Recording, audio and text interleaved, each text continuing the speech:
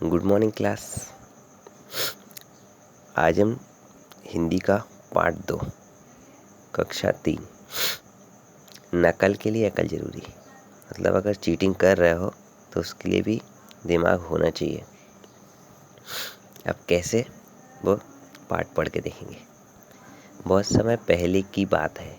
किसी नदी के किनारे एक पेड़ था।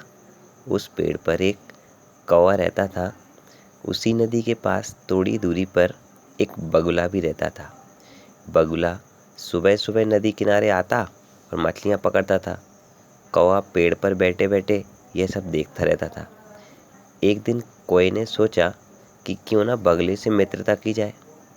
यह सोच कौवा प्रतिदिन नदी किनारे जाता और बगुले को नमस्कार करता। धीरे धीरे दोनों में मित्रता हो गई। बगुला मछलियाँ पकड़ने में निपुण था। वह अपने ढंग से प्रतिदिन नई नई मछलियाँ पकड़ता और कौवे को खिलाता। इस बात से बहुत प्रसन्न होता। कौवे के तो अच्छे दिन आ गए थे। उसे प्रतिदिन नया नया भोजन खाने को मिलता। बगुला आकाश में उड़ता, लेकिन नज़र उसकी नीचे ही रहती थी, जहाँ उसे मछली दिखाई देती।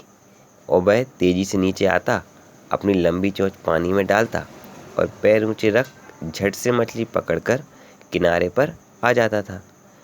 कौवा बड़े अचरज से यह सब देखा करता था। उसका भी मन करता कि वह भी ऐसे ही मछलियाँ पकड़े। वह मन ही मन सोचा करता, इसमें कौन सी बड़ी बात है। यह सोचकर उसने भी मछलियाँ पकड़ने का निश्चय किया। ऊपर उड़ना, निगाहें नीचे की ओर रखना, मछली दिखाई देते ही नीचे आना, चोंच खोलकर पानी में डालना और पाँव ऊपर की ओर उठाना। मछली चोंच में आएगी, नहीं तो जाएगी कहाँ। कौवे को लगा कि वो भी बगुले की तरह मछलियाँ पकड़ सकता है, तो उसके जैसा ही वो करने का सोच रहा है। सब कुछ सोच विचार कर एक दिन कौवा आसमान में बहुत ऊंचा उड़ा, फिर तेजी से नीचे आया, पाँव ऊंचे रखे, चोंच नीची कर तेजी से मछली पर झपटा, लेकिन मछली खिसक गई। कौवे ने बगुले की नकल तो की, पर यह विचार नहीं कर पाया कि बगुले की चोंच और पाँव दोनों लंबे होते हैं। कौवे की चोंच काई और बैलेंस में उलझ गई। पाँव ऊंचे थे ही कौवा छटपटाने लगा।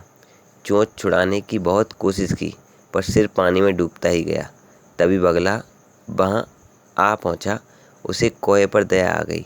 बगुले ने बड़ी कठिनाई से कौवे को पानी से बाहर निकाला। किनारे लाकर बगुले ने कौवे से कहा, करते हो सो कीजिए, नकल न कीजिए काग। चोंच फंसेगी बेल में, पाँव बनेंगे काठ।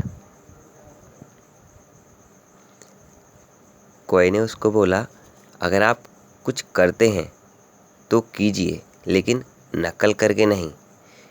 अगर नकल करेंगे तो क्या होगा, चोंच कौवे की तरह फंस जाएगी बेलों में और पाँव बनेंगे काठ, और पाँव लकड़ी के जैसे हो जाएंगे। फिर